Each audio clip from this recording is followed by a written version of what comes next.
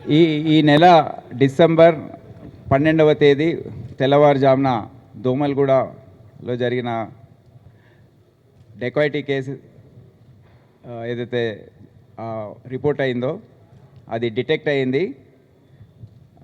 మా task force central zone team, task force DCP గారి ఆధ్వర్యంలో సెంట్రల్ జోన్ డీసీపీ మరియు వారి లోకల్ ఇన్స్పెక్టర్, ఏసీపీ అందరూ కూడా ఒక టీమ్గా ఏర్పడి ఇది చాలా కష్టపడి దీన్ని డిటెక్ట్ చేయడం జరిగింది. ముందుగా ఎటువంటి క్లూస్ రాని పరిస్థితుల్లో కొన్ని అనుమానాలు, కొన్ని టెక్నికల్ ఎవిడెన్స్ ద్వారా దీంట్లో కనుక్కుంది ఏంటంటే వివరాలు ఏ ఇంట్లో అయితే జరిగిందో ఆయన సొంత తమ్ముడు ఇందర్జీత్ గోరాయ్, వీళ్ళందరూ కూడా స్వర్ణకారులు, gold smiths by profession. West Bengal నుంచి వచ్చి ఇక్కడ చాలా సంవత్సరాల నుండి ఇక్కడ ఈ గోల్డ్ ఆర్నమెంట్స్ తయారు చేయడం వీరి వృత్తిగా ఉంది. అయితే ఈ అన్నదమ్ముల మధ్య కొన్ని మనస్పర్ధలు, తేడాలు రావడం జరిగింది. పెద్దన్న చాలా బాగా చేసుకుంటున్నాడు బిజినెస్, ఆస్తులు సంపాదించుకుంటున్నాడు అని కోపం తమ్ముడిలో పెరిగింది. అయితే అతను ఈ విషయము ఆయన మిత్రులతో వాకింగ్ సమయంలో పబ్స్లో కూర్చున్నప్పుడు ఇక్కడ వ్యక్తం చేస్తూ ఉన్నాడు కొన్ని రోజుల నుండి. అయితే ఈ క్రమంలో సయ్యద్ ఇర్ఫాన్ అహ్మద్ మరియు అల్తాఫ్ మొహమ్మద్ ఖాన్ అని ఇద్దరిని పరిచయం చేసుకున్నాడు. వారితో సుదీర్ఘకాలం నుండి మా అన్నకు బుద్ధి చెప్పాలి, ఏదో చేయాలి మనం అనే చెప్పడంతో వారు కూడా ఆయన మాటల్ని నమ్మి ఈ క్రమంలో ఇర్ఫాన్ అహ్మద్ హబీబ్ హుసేన్ అనే ఆయన మిత్రుణ్ణి సంప్రదించాడు. ఈ విధంగా ఉంది, మనం ఏదన్నా చేయాలి ఇంద్రజిత్ కోసం, ఆయన చాలా బాధపడుతున్నాడని. అయితే హబీబ్ హుసేన్ షేక్ షబ్బీర్ అనే వ్యక్తిని సంప్రదించాడు. వాళ్ళు కూడా డిస్కస్ చేసుకున్న తర్వాత అందరు వెళ్ళి ఒక రౌడీ షీటర్ ఉన్నాడు అక్కడ, మైలర్ దేవపల్లి, వీళ్ళందరూ పేట్ బై మైలర్ దేవపల్లి ఫలక్నామా ప్రాంతంలో ఉండేవారు, నివసించేవాళ్ళు.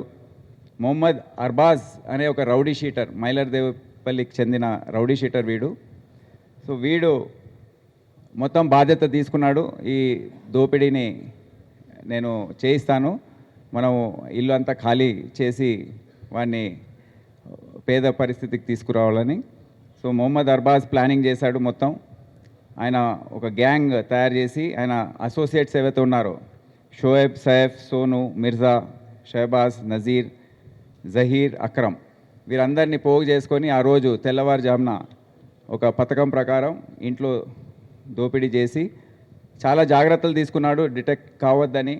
మూవ్మెంట్స్ కూడా జిగ్జాగ్గా చేయడము, మమ్మల్ని బాగా కన్ఫ్యూజ్ చేయడానికి సీసీటీవీస్లో ఎక్కడ కూడా చిక్కకుండా, సిడిఆర్ అనాలిసిస్లో కూడా రాకుండా అన్ని జాగ్రత్తలు తీసుకున్నారు.